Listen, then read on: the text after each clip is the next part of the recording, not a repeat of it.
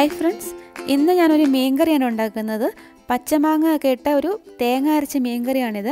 ഇതിനു വേണ്ടി ആദ്യം തേങ്ങ ഒന്ന് അരച്ചെടുക്കണം. അതിനുവേണ്ടി ഞാൻ ഇതിലോട്ടൊരു അരക്കപ്പ് തേങ്ങയാണ് ഇട്ട് കൊടുത്തിരിക്കുന്നത്. ഞാനിവിടെ ഒരു 300 ഗ്രാം മീനാണ് കറി വെക്കുന്നത്, അതുകൊണ്ട് അരക്കപ്പ് മാത്രമേ ഉള്ളൂ തേങ്ങ എടുക്കുന്നുള്ളൂ. പിന്നെ ഇതിലോട്ട് പിരിയമുളക് പൊടി ചേർത്ത് കൊടുക്കാം. ഞാനൊരു 2 ടീസ്പൂൺ പിരിയമുളക് പൊടിയാണ് ചേർത്ത് കൊടുക്കുന്നത്. പിന്നെ ഒരു 1/4 ടീസ്പൂൺ മഞ്ഞൾപ്പൊടിയും കൂടി ചേർത്ത് കൊടുക്കാം. പിരിയൻ മുളക് പൊടി അല്ലെങ്കിൽ സാധാരണ മുളക് പൊടി വേണമെങ്കിൽ ഉപയോഗിക്കാം. എരിവൊക്കെ ഓരോരുത്തർ അവരവരുടെ ഇഷ്ടത്തിനനുസരിച്ച് ചേർത്ത് കൊടുത്താൽ മതി. ഇതിലോട്ട് ഇനി ഒരു 2 ചുവന്നുള്ളിയും കൂടി ചേർത്തിട്ട് കുറച്ച് വെള്ളവും കൂടി ഒഴിച്ച് ഇത് നന്നായിട്ടൊന്ന് അരച്ചെടുക്കണം.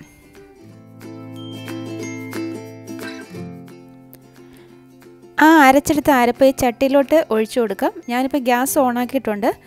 ഇനി ഇതിലോട്ട് ഞാനൊരു 1 കപ്പ് വെള്ളം കൂടെ ഒഴിച്ചു കൊടുക്കുന്നുണ്ട്.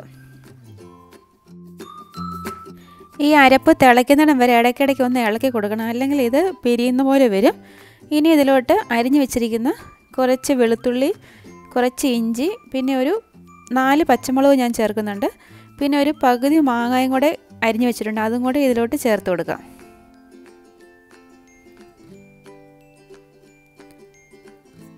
വെളുത്തുള്ളി ഇഞ്ചിയൊക്കെ ഞാൻ ചെറുതായിട്ടാണ് അരിഞ്ഞെടുത്തിരിക്കുന്നത്. ഇനി ഇതിലോട്ട് കുറച്ച് കറിവേപ്പിലയും കൂടി ചേർത്ത് കൊടുക്കാം. ഇനി ഇതിലോട്ട് ഞാനൊരു ചെറിയ കഷ്ണം കുടംപുളിയും കൂടി ചേർത്ത് കൊടുക്കുന്നുണ്ട്. അത് നന്നായിട്ട് കഴുകിയിട്ട് അത് 2ആയിട്ട് കീറി ഇതിലോട്ട് ഇട്ട് കൊടുക്കാം. കുടംപുളി ഇഷ്ടമില്ലാത്തവർക്ക് വേണമെങ്കിൽ വാളംപുളി ഇട്ട് കൊടുത്താലും മതി. പിന്നെ ഇനി ഇതിലോട്ട് ആവശ്യത്തിന് ഉപ്പും കൂടി ചേർത്ത് കൊടുക്കാം.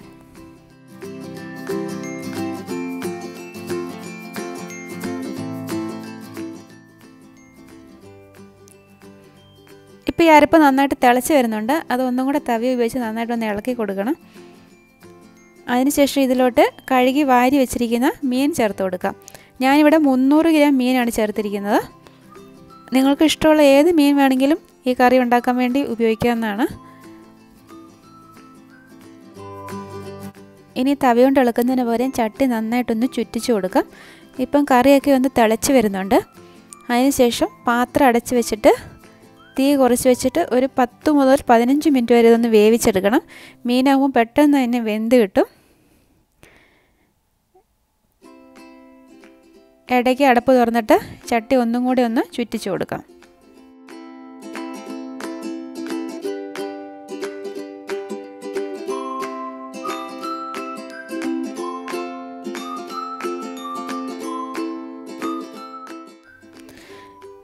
ഇപ്പോൾ ഒരു 10 മിനിറ്റ് കഴിഞ്ഞിട്ടുണ്ട്. മീനെല്ലാം നന്നായിട്ട് വെന്തിട്ടുണ്ട്.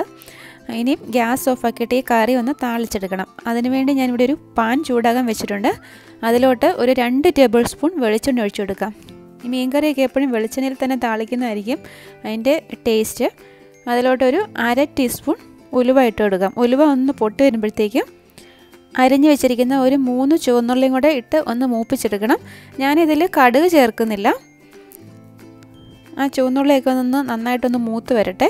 ഇനി ഇതിലോട്ട് കുറച്ച് കറിവേപ്പിലയും കൂടി ചേർത്ത് കൊടുക്കാം. ഇതിപ്പോൾ രണ്ടും ഒന്ന് മൂത്ത് വന്നിട്ടുണ്ട്. ഇനി ഗ്യാസ് ഓഫാക്കിയിട്ട് നമ്മുടെ മീൻ കറിയിലോട്ട് ഇത് ഒഴിച്ചു കൊടുക്കാം. ഇനി ചട്ടി ഒരു 5 മിനിറ്റ് ഒന്ന് അടച്ച് വെക്കാം. അപ്പോൾ അതിൻ്റെ ആ ഫ്ലേവറൊക്കെ മീൻ കറിയിലോട്ടൊന്ന് പിടിക്കും.